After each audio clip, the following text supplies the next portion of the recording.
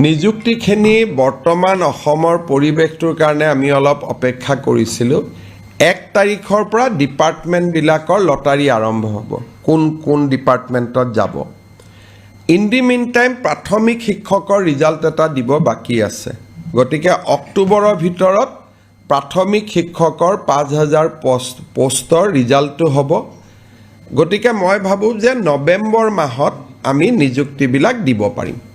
গতিকে ইয়াত নিযুক্তিৰ 2-3টা প্ৰক্ৰিয়া আছে। প্ৰথম ADRE ৰিজাল্টটোক আমি ডিপাৰ্টমেণ্টক দিব লাগিব। ডিপাৰ্টমেণ্টে আকৌ পোষ্ট চাই পোষ্টিং অৰ্ডাৰ বনাব লাগিব। গতিকে প্ৰায় 15 দিন আমাক সময় লাগে। এইকেইটা দিন অসমৰ পৰিৱেশৰ কাৰণে কোনেও অফিচত কাম কৰিব পৰা নাছিল, চবৰে এটাই টপিক চলি আছিলে।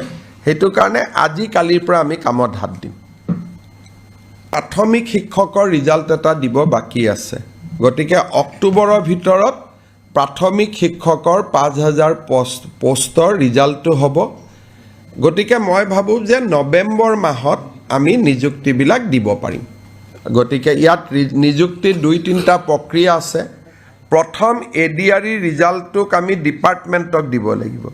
ডিপাৰ্টমেণ্টে আকৌ পোষ্ট চাই পোষ্টিং অৰ্ডাৰ বনাব লাগিব। গতিকে প্ৰায় 15 দিন আমাক সময় লাগে। এইকেইটা দিন অসমৰ পৰিৱেশৰ কাৰণে কোনেও অফিচত কাম কৰিব পৰা নাছিল, চবৰে এটাই টপিক চলি আছিলে। সেইটো কাৰণে আজি কালিৰ পৰা আমি কামত হাত দিম।